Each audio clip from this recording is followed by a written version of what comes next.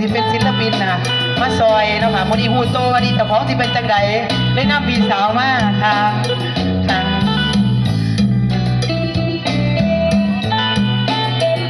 อาบัวนี่แม่บัว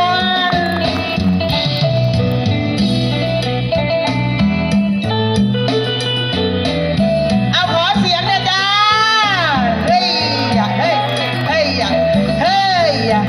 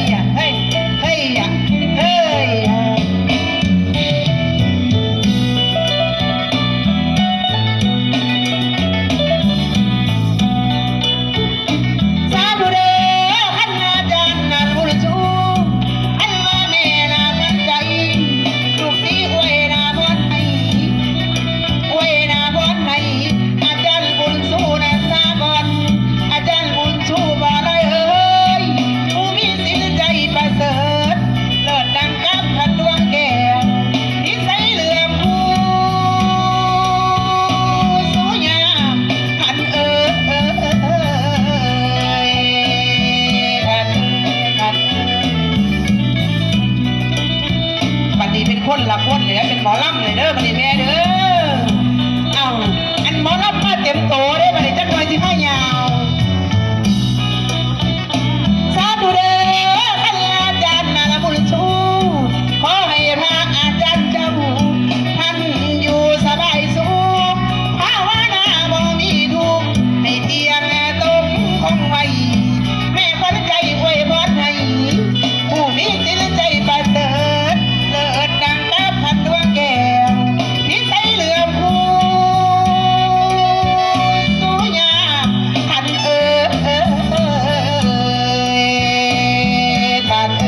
ท่าน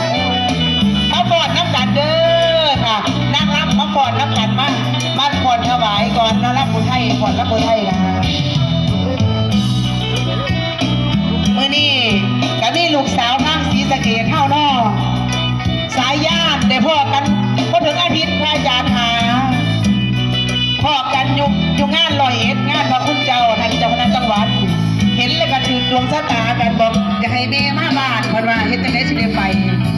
ท่านตาเห็นขน่อยเอ้ยก็เลยบอกว่ามาซอยกันใส่งานน้ำพระอาจารย์น้องมาสร้างบุญสร้างบารมี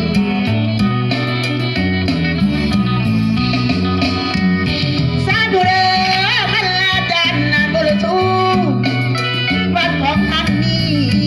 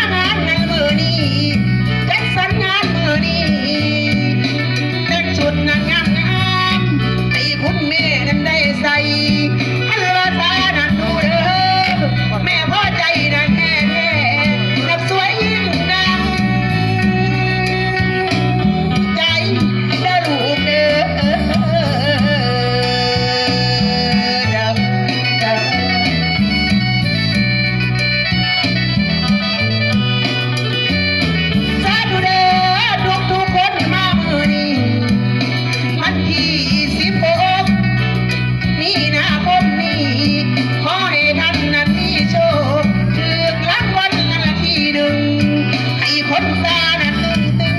ให้คนซานะตึงตึงถ้ารวยล้นนั่นกูเขาเด้อแน่เด้อเจ้าคนจับตัวใดให้ละบอกแม่ขวัญใจน้ำเลยเด้อ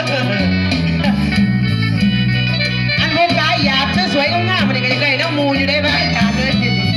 นะต้องทำมาหากินเนาะอย่าลืมบอกน้ำได้บ่ได้จือได้ดิคนจับตัวใดให้บอกแม่ได้ลูกเด้อแม่ก็อาศัยลูกหลานมาดีแม่ขวัญใจมาเดินนี้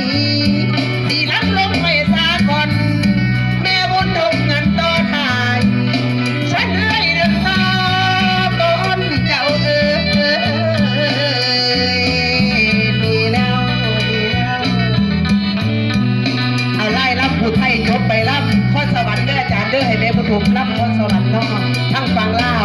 และใส่ลูกเงาเมื่อนี้ลูกสาวมาซอยการใช้งานนะคะก่อนพี่น้องก็มีมวลน้ำกันน้องพี่น้องเนาะมาวัดอาจารย์